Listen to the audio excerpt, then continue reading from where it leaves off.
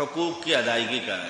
آپ کے ذمے میرے ذمے کیا حق ہے، کیا حق ہے، اور اب ہم ان حقوق سے کیسے بھاگ رہے ہیں، کیسے چھپ رہے ہیں، کیسے دھوکہ دے رہے ہیں. ہر جگہ پہ ہر جگہ پہ ہر جگہ میں عموماً کوشش کرتا ہوں کہ وہاں تک لے کے جاؤں جہاں تک تصور نہیں ہوتا، تاکہ بات وہاں سے شروع کی. دیکھو بھائی، یہ تو انتہا ہے نا، اب اس سے زیادہ اور کیا کہیں، یہ تو انتہا ہے نا، اس سے زیادہ کیا کہیں.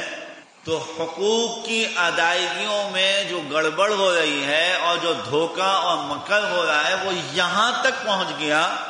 ایک نہیں، دو نہیں، 10 20 نہیں، سینکڑوں لوگوں کی شکایت ہے. بولتے ہوئے بڑی شرم آتی ہے، لیکن بات کو جب بالکل گہرائی میں جا کے سمجھایا جائے نا، بھی بات صحیح سمجھ میں آتی ہے.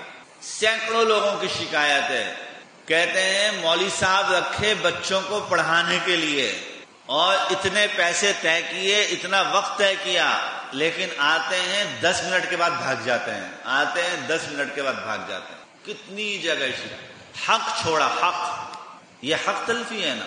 بچے کی حق تلفی کی وہ الگ کہ اس کا وقت زیادہ لگا دیا پڑھائی میں، اور ماں باپ کے پیسوں کو جو لیا، آدھے گھنٹے کے پیسے طے کیے تھے، 10 منٹ بعد بھاگ گیا تو 20 منٹ کے پیسے. یہ حق کھا رہا ہے، حق. جب قرآن پڑھانے کے اوپر ہم حقوق تلف کرنا شروع ہو گئے ہیں تو پھر جو دال کے اندر پتھر ملا رہا ہے، چاول کے اندر تھوڑی سی مٹی ڈال رہا ہے، جو چینی کے اندر جو ہے وہ دانوں کو کبھی موٹا اور کبھی پتلے کے ریٹ ایک جیسے رکھ کے بیچ رہا ہے، وہ پھر کیا ہوگا، وہ کیا ہوگا.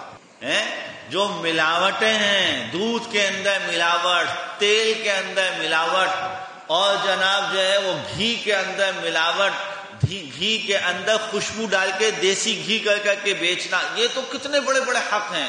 میں نے عرض کیا کہ قرآن پڑھانے کے حق کو بھی حق ادا نہیں کر رہا ہے. حقوق کی ادائیگی نہیں ہے، حقوق کی ادائیگی نہیں. تو اس قوم پہ پھر مصیبت نہیں آئے گی تو کیا ہوگا. دوسرے لفظوں میں اس کو یہ کہا جائے، وزیر اعظم سے لے کے چپڑاسی تک سارے چور بن گئے. وزیر صاحب پکڑے گئے، چپڑاسی ابھی گھوم رہے ہیں. چوری ہو گئی ہر طرف. کتنی حق تلفی ہے، کتنی حق تلفی ہے.